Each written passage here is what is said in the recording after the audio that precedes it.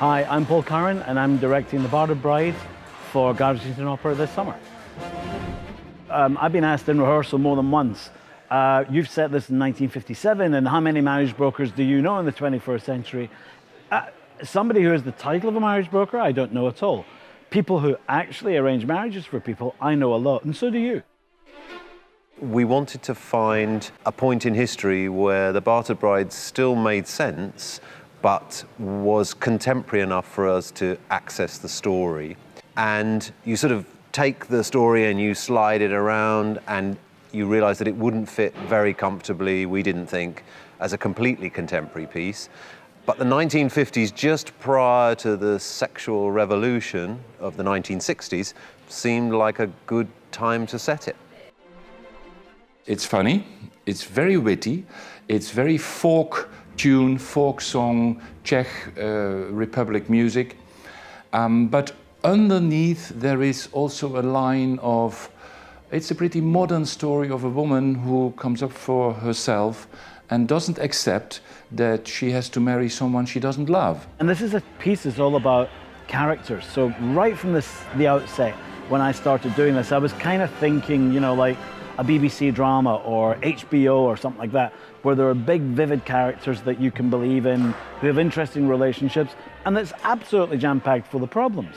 That's what the Bartered Bride is. That's what makes it exciting, and that's what makes it a really interesting story. I always start with a narrative, and then I kind of grow out from the characters. I'm very interested in the characters of the piece and the kind of development and story of those things.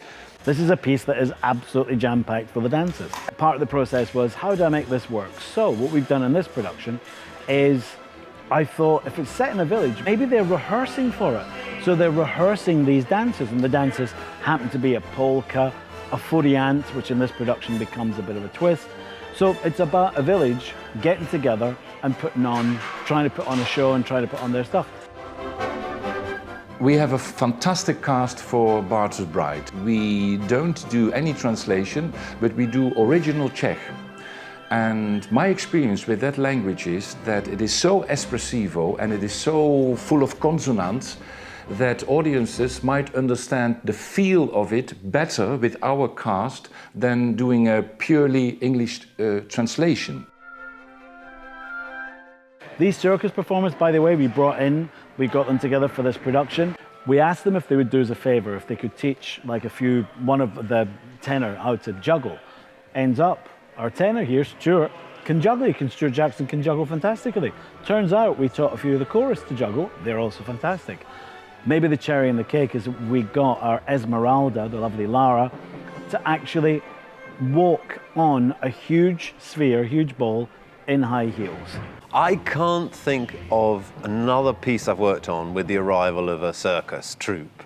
And I was anxious about it because I didn't know how we would stage it given the theatrical convention that we were working in and the number of performers that we had. And I personally am particularly excited and proud of I think the sequence in Act 2, which is the circus sequence. If I'd paid money and bought a ticket, I'd be pretty pleased with that.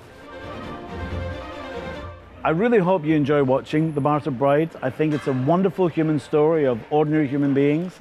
Watch it all the way through because the circus is in the last act. It's a fantastic experience to see these guys, young people at the height of their skills. And it's really the essence of what opera is all about. Opera is stories of human beings in text and music and color and movement. And that's why opera really matters today, because not a lot of things give you that.